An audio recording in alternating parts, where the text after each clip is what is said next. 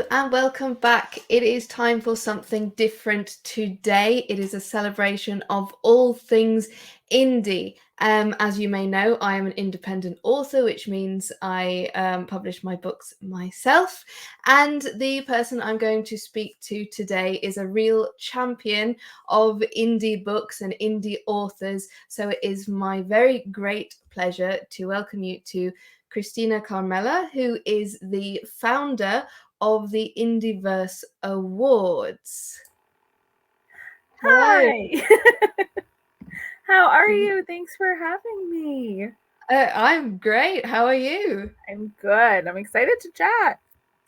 Yeah, it's great because I feel like I know you already. I've had so many messages from you. You're all over my Instagram, so it's great to finally see you face to face. Agreed. I'm so excited. And like from my end, I've been seeing your book since the word started. So it's so nice to actually meet all of these great indie authors, and I'm getting to finally start to meet. I'm so excited. Yeah. So, can you tell us a bit about you and your writing career and where we can find your stuff before we get into the Absolutely. Indieverse Sure. Awards? So, my name is Kristina Carmela. I am a self published indie author, like everybody we're supporting in the awards. I started writing my book, my initial book, my debut this time around years ago. Stopped because it just was not the right time for me. And like a lot of authors, started writing again during COVID. I accidentally found like my first few chapters that I ever wrote, and the timing was finally right. So I started writing. I knew I was always going to self publish. That was kind of always the plan. And now I'm accidentally writing a 15-book series that my debut novel kicked off. Wow.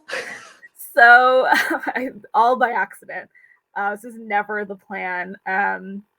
It's called the Nelsonville series. So it will follow 5 main female characters who are all best friends. We start to meet them all throughout the books. So 5 main characters over the course of 5 years through 5 sets of trilogies. So every main character will get their own trilogy by the time the series ends, but we bounce around a lot through main characters. So if you love a series and if you love being super immersed in characters and a setting, my books are likely right up your alley. And this is contemporary romance, I'm guessing? So it's like a lot of self-published books. It's a nice, good mix of genres. So it's contemporary fiction. There is romance. There is some suspense and thrill and twists. A lot of female friendships. It takes place in like a cozy, small New England beach town. So it's very New Englandy also.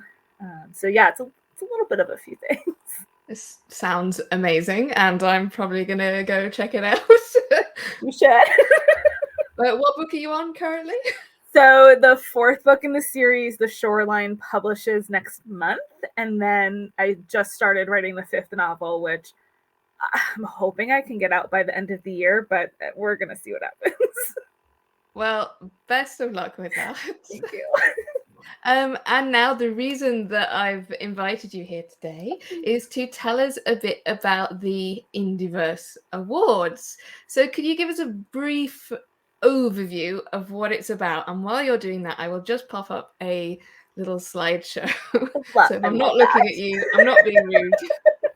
I love it. So the Indieverse Awards are I think, a little bit unique awards dedicated to self-published and small press indie authors. So we are really focusing on those hidden gems in a lot of cases that people don't know exist, especially if you're a reader and you don't know where to find indie books. Because it's hard to find indie books if you're not really looking for them. So this awards is really supporting all of those hidden gems, all of these great books, and we have a lot of really fun categories, and we have a lot of fun challenges. So I think what makes us really stand out, which I'm sure we'll talk about too, is we're not voting on anything until November. So nominees were announced last month. and we have 7 months to try and read as many of these books as we can. That way, when we're voting in November for our winners of the year, we're actually voting on books that we read and we loved and we enjoyed versus kind of a little bit of a popularity contest. We're really encouraging people to read as much as possible, which I think makes us stand out just a little bit. That's such a good idea. And was that the inspiration behind the whole event, trying to be a bit fairer, maybe? I joke that I started this kind of selfishly. I'm a small indie author, like a lot of the indie authors that we're supporting. And, I got frustrated last year when I started kind of learning more about book awards in general in like the whole space, not just the self-published space or the indie space. It kind of bothered me that self-published authors are so often just cast aside, especially. I feel like there are so many misconceptions about what it means to be self-published. And there's a lot of great indie awards. But for me, I'm still small. I feel like my debut novel, even though it came out 2 years ago, is like just now hitting its stride. So I feel like while any recognition is awesome, I really wanted to create a space that encourages, again, people to read. Because I wanted more people to read my books. So again, it's a little selfish, but like, I think that's allowed.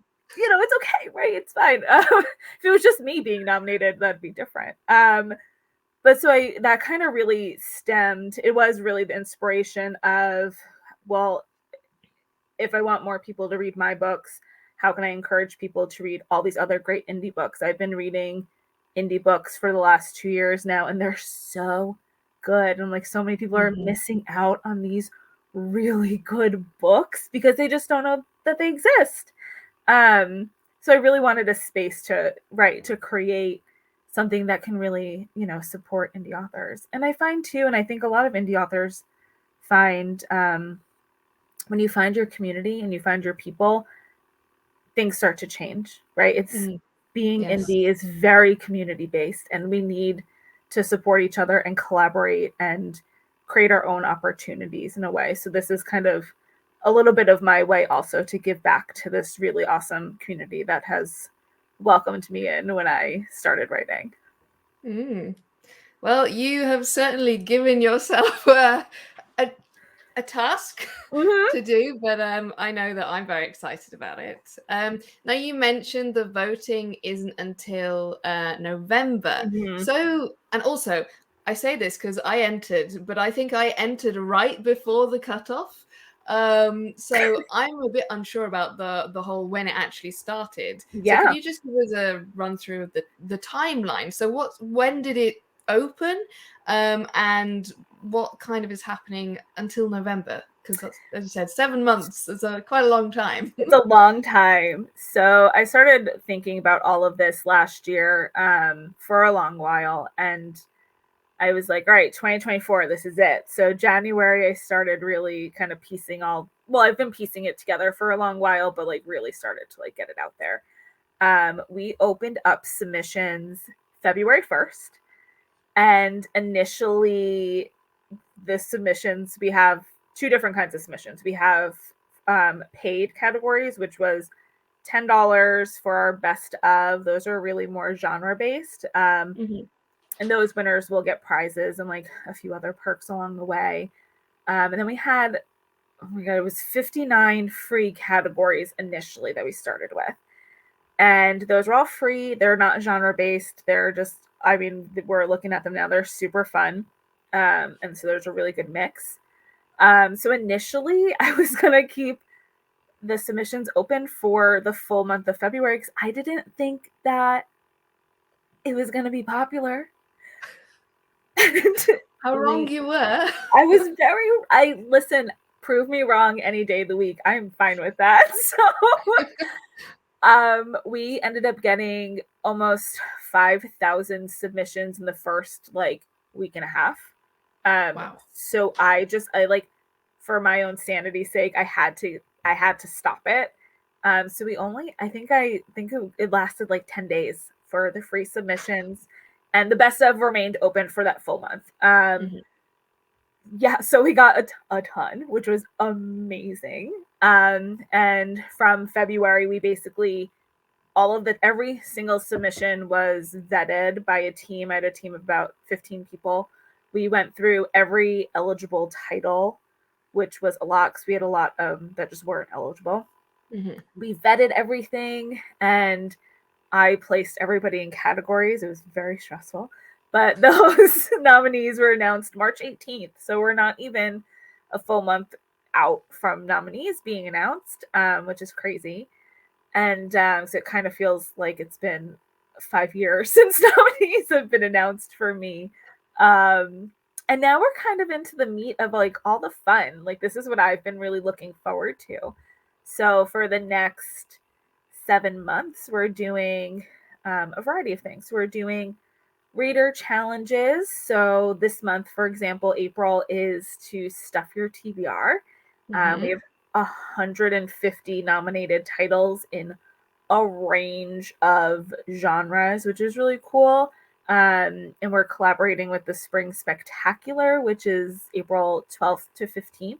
So a lot of our nominated titles will be free or discounted. And there's going to be not just our nominated titles, there's like a ton of great indie reads that are going to be free or discounted. So it's like a great time to stock up on books, especially ebooks if you love a good ebook.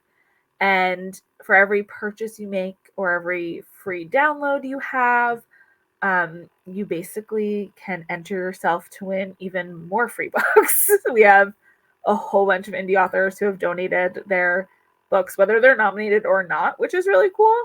That's very kind. It was this wasn't even my idea. This was somebody else's idea, which was just awesome. And so many authors were like, sure, we'll donate. And I'm like, that's amazing. So we're doing all these different fun reader challenges throughout the rest of the year. I think May is like support your indie authors. So we're doing, follow people on socials, things like that. June is going to be Pride Bingo, which will be exciting. We're going to do July, August is to finish a category.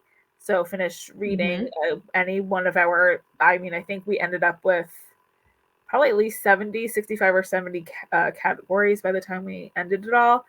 And then September, October is going to be leaving like meaningful reviews for authors. It's really hard to get reviews. And if you've been reading all this time, leave a good review, leave a meaningful review, something that is beneficial for readers and authors. And again, every month we're going to be sending out prizes to some random reader winners, which is exciting. But we also have other things going on, including, as you know, because you were in our first group for our first ebook giveaway. Yep. So twice a month we'll be doing some ebook giveaways. We also have these fun author-on-author live interviews scheduled throughout the year.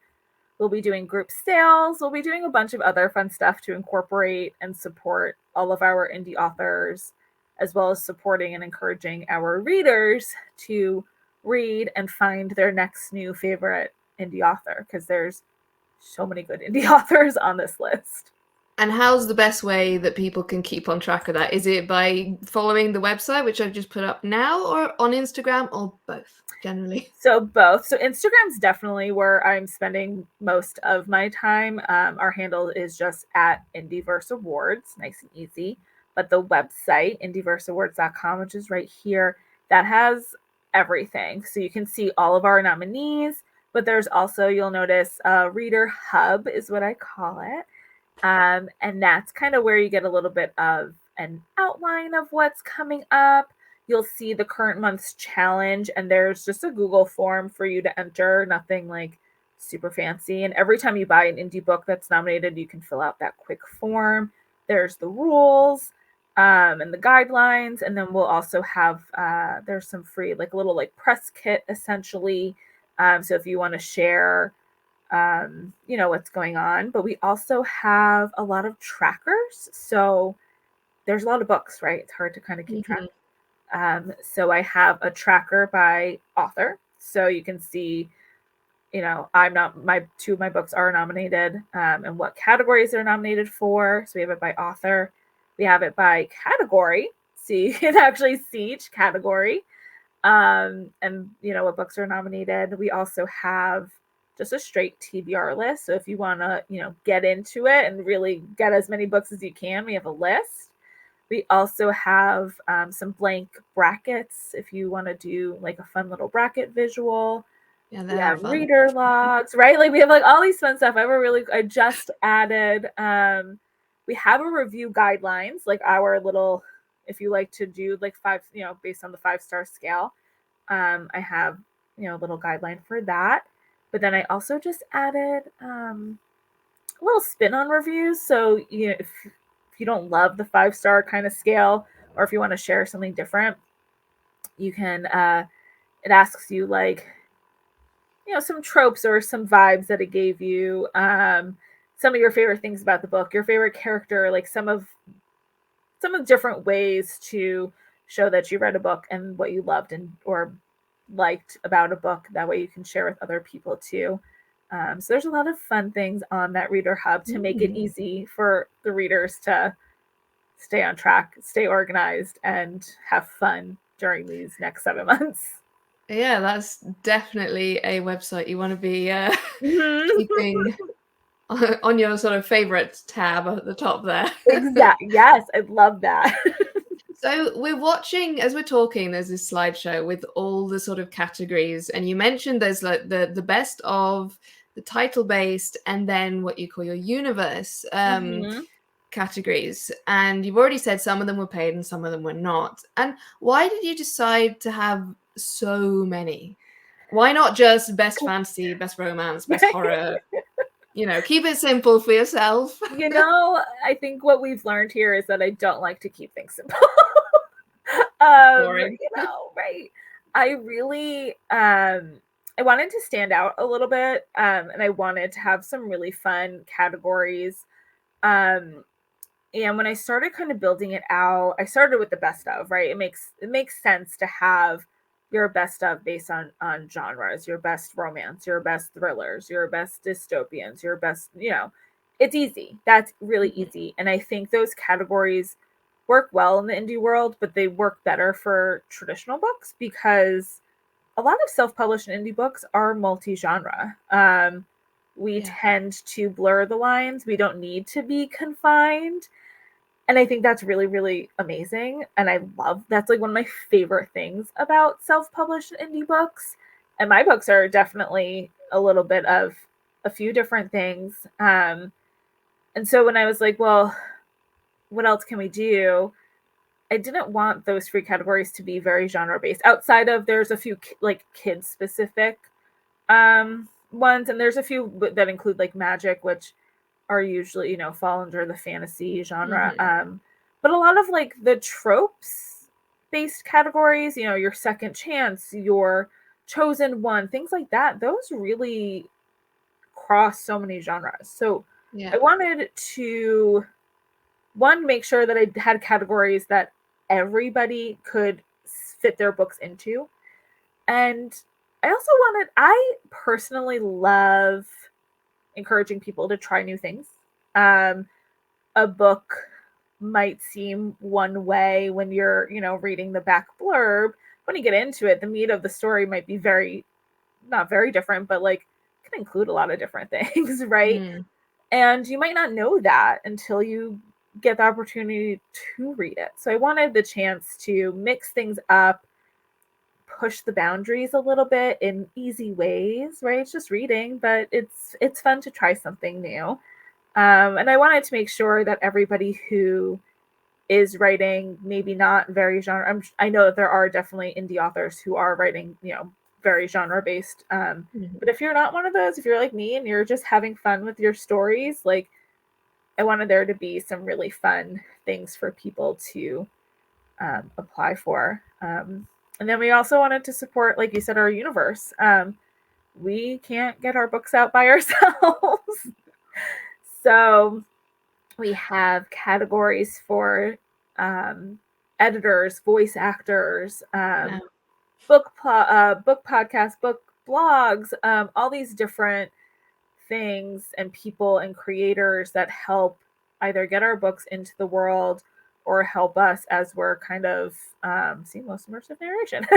um, you know, support our books once they're actually out. It takes a community, it takes a village to get our books out and to market our books and get them into readers' hands. So I wanted to make sure that we were also celebrating those groups of people.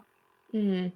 And especially, I've been really impressed with the books that have made it through to the categories, the amount of diversity that is in the books as well. So I'm really excited to read some of those because, again, it's something I want to read. I want to read more diverse books, but then when you try and find them, it can be difficult to find an indie book that is not the typical just fantasy or fantasy romance or horror. And so I've been really impressed with the lineup so far. So I'm really looking forward to And I diving agree. Like, I wanted that too. And I find in diversity, people get scared by the word diversity because I don't know why. So I wanted to make sure that this awards as a whole was a safe space for diverse authors if they've never felt like they could apply or could be a part of the community. I wanted to make sure that they knew, like, this is a safe space. This is a place that you are welcome, and we want you here and your stories. We want all of that. I want to make sure that we're showing the world that representation and diversity is not a scary thing. It's a beautiful thing. It's just a piece of the human experience, and getting to see that and connect with that in books is a wonderful thing. It's a beautiful thing. So that's something I really, really also wanted to have in this. So I'm glad that that's being noticed. Yeah. So you already said about the reader hub, because I was going to say how can readers get involved, but you covered that in quite a lot of detail. But for some readers, you've told them about all these amazing trackers, but they're probably looking at this slideshow going, where am I going to start? Right. How can they dive in? How would you recommend they approach choosing the books they want to read to possibly vote on in November?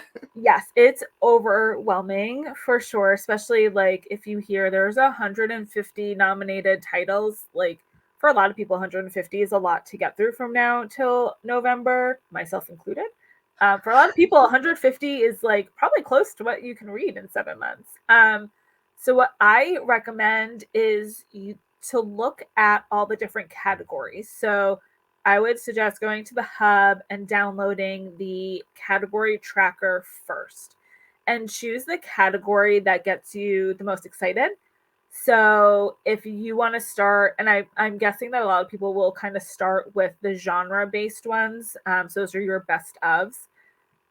Start with something that interests you. So if you love romance, do the romance category first. If you love fantasy, do fantasy first. And then you can start to be like, okay, cool. I read this book. This was my favorite in the best of romance. And this book's also nominated in these other 3 categories. A lot of our titles are nominated for, some of them are nominated up to 4 categories. So you can kind of start being like, okay, I love this romance book and it had a love triangle, and I love love triangles. So I'm going to go do my favorite love triangle, and I'm going to knock off all of those books because they have a love triangle. I love love triangles. And I'm going to go from there. And maybe this book has is also nominated for hottest consent scene. And then, so you can kind of piece it together that way. And that's what I would probably recommend, is choose the category that makes you really excited. Like, there's a chosen family. Like, I love chosen family. If you love chosen family, get it. Like, go grab those books and read those first, and then you can start to bounce around and start to fill out category by category. And I think you'll be surprised at how fast you start to complete these different categories, because you'll see some of them are, there might be a few people who are paired in the same categories a few times. I would say that that's probably the best and easiest way to start to go about it. Mm-hmm. And I will just bring up the Indie Author Spring Spectacular again, because unfortunately Hayley couldn't be with us today. But that is also another great way to get some books for these categories. Yes. So it's running from the 12th to the 15th of April, is that right? Yep. And many, many, many books that are in Indieverse are free or discounted, as well as many more. So many, even if you're not going to be able to get to read them all this year, like this is the time to grab all these books. Like fill up your TBR with indie books. Like there's just out of our nominees, there's over 50 of our nominated titles are either free or discounted. And that's only just like a small portion. I didn't know it was that many. It's that many, yeah. So like even if you have like $20 to spare on ebooks this month, you can still get all of the free ones. Just download them, right? They're there, they're ready for you. And then you can spend $20 and get probably more than $20, right? But there's a ton of other indie books also. I've been doing a few events with Hayley now. I think this is my third time. And she's also somebody who builds like a really great community, and there's so many good authors participating. I think this is the biggest one yet. So I mean, check out all of the indie authors who are participating, not just our nominees. But I will have probably next week the final checklist of our nominees who are participating, so you can easily knock them all off. So that's coming probably in a few days to the Reader Hub. Yep, so make sure before you go to get all your free books and discounted books, you make sure you check out that list. Do two jobs at once. Exactly. So yeah, that is another fantastic indie author event. And we have to say a huge thank you to Hayley for organizing that. I think they're getting bigger every time she does them. So. Every time, and I love it. And she has some other really great opportunities too. So checking out Indie Visible events and seeing how else you can get involved is really, especially if you're an indie author and if you're a reader. She's doing a whole bunch of other stuff too to include readers. So make sure you're checking her out, because there's a lot of great ways to be a part of the indie community. And just before we finish, a very important question. Have you got your TBR sorted yet? No, I haven't. I'm definitely going to be, Indie Spectacular is going to be also where I am getting a lot of my books. There's so many books. So I have already read a few of these last year. You can't see my bookshelf right now, but my bookshelf is filled with indie books. And so I've been reading them. So it's exciting to see that they got nominated. But yeah, I don't know I think I want to just download a whole bunch, and I might just like randomize it and see and try something new. I think I need to try some new books. So I think we have a lot of horror and thriller books, and I've never read a horror or thriller book. So I think I might step out of my comfort zone a little bit and try something totally new. I was thinking that, but I am a complete scaredy cat. So I am too. I was just talking to somebody earlier this morning, and I was like, I'm so tired because I had this like crazy dream about like spirits and ghosts and like this like possessed friar, and it woke me up in the middle of the night. I was like, I couldn't go back to sleep. So we'll see. Truly terrifying. Yes.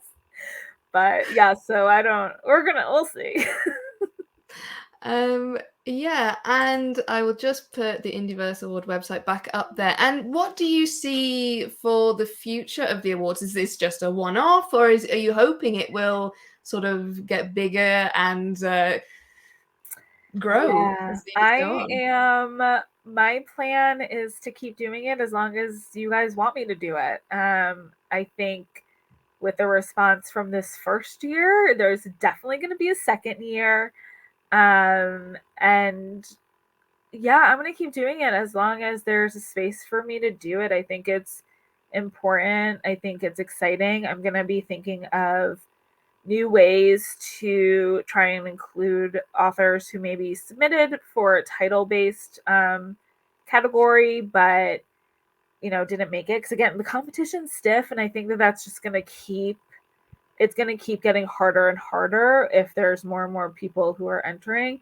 So I hope to keep growing it, that we can include more authors in different ways. I was very strict with, we can only have 150 actual books nominated, because I'm also looking out for the readers. I want to keep it very manageable for readers and exciting and engaging. If we have 700 books, readers are going to be like, this is impossible. Yeah, and as you say, that's when it turns into a popularity competition. Exactly. Yeah. So, I mean, it was hard. It's hard not including every single title, because there were a lot of great titles that got left behind. But yeah, so I hope to keep growing it. I hope to keep thinking of fun ways to support indie authors and their books, and support readers in their journey of actually reading. And I think with every year, as long as I can, keep having people interested and keep having people volunteering. I've had people volunteer, here and there, and thank God, because I would not be able to do this. I was going to say, from what I've seen on Instagram and all the emails we're getting on the, the nominee hub and the reader hub and everything, this is a titanic amount of organization and effort. And I was going to ask, if this gets any bigger, are you going to have to get help? Yeah, thankfully my brain was smart enough in January to be like, I need a team of other people to like vet the nominations, like regardless, even if we only got 50 people who submitted, like I could not be the only one vetting, like that's just not fair. So for the vetting process, I had about 15 people. I would not have been able to do it without them. And then I've had 3 or 4 other people right now help like prep a lot of the Canva images for me, which has been just like, there's a lot of people. So like that's been huge. My goal for this year, like towards the end of the year, is to kind of set up a little bit more established teams who can help, after vetting next year. And it's the organizing of the ebooks and the live interview schedules. And right now, like for the most part, that's just me. So yeah, we're also planning on doing panels at the end of the year. So like I have a group of volunteers for that specifically, but yeah, I'd love to build out kind of teams that I can still be a part of, but can kind of offload a little bit of that administrative work, which I like doing. But help is awesome. Well, remember to leave some time to read the books Exactly. yourself. Right. Yeah. And I just started a new novel, so I'm like, I need to make sure that I'm protecting my time. Well, a huge thank you to all those volunteers who have helped bring this to life, and a huge, huge thank you to you and to Hayley for organizing both the Indieverse Awards and the Indie Author Spring Spectacular. It really is people like you who make the indie author community such a wonderful, supportive place to be. And I'm sure many of my fellow indie authors would back me up in saying that we may not have published or carried on writing had it not been for the support of the indie author community. Exactly. So this is just another amazing part of that wonderful group of people. So thank you very much for all your hard work and effort so far, and that I know will carry on throughout the competition. Yes, of course. I love giving back as much as I can to the community, because you're right. If we don't have that, we don't have anything. We need that community and that support. So we do. And thank you for being my very first YouTube interview guest. A very dubious honor of that, with all my faffing around on the computer. So, I love it. Thank you for putting up with me as well. And it has been lovely to speak to you today, and the very best of luck with the rest of the competition, the awards. Yeah, I'm very excited. Thank you so much for having me. This is so fun to talk about. So there you have it. That was the lovely, very lovely Kristina Carmela. And please do go and check out the indieverseawards.com and indivisibleevents.com. Let me put that up for you again now, because that is happening very soon, the 12th to the 15th of April, and you can get a lot of these award books from there. You may also have noticed while you were watching that slideshow that I was also nominated for a few of the categories, including, I have to get my notes here, Best Fantasy Novel for the Briar Crown, Best Romance Novel for the Briar Crown, Best Voice Actor for the Briar Crown, Best Magic System I Wish Was Real, Most Cinematic Writing, these are all for the Briar Crown, and then in the Universe nominees, Most Immersive Narration for the Briar Crown audiobook, and Underrated Indie Author. So if you are interested in reading the Briar Crown and voting on it, then that will be in the Spring Spectacular sale at 99p or 99 cents. If you are an audiobook listener, do not worry, because I am currently uploading the Briar Crown audiobook chapter by chapter to my YouTube channel. However, that is an abridged version, so I have taken out all the swearing and the spicy bits. So if you do like your audiobooks with the spice and the swearing kept in, then you will have to request it from your library, audiobook provider, or your favourite retailer or subscription service. So please do support all the authors taking part, not just myself, but I would be very grateful if you do. So I'm not going to waste any more time with this video, because you need to go and get these books now. Go and check out the websites, go get your TBR sorted, and think about what you want to vote for.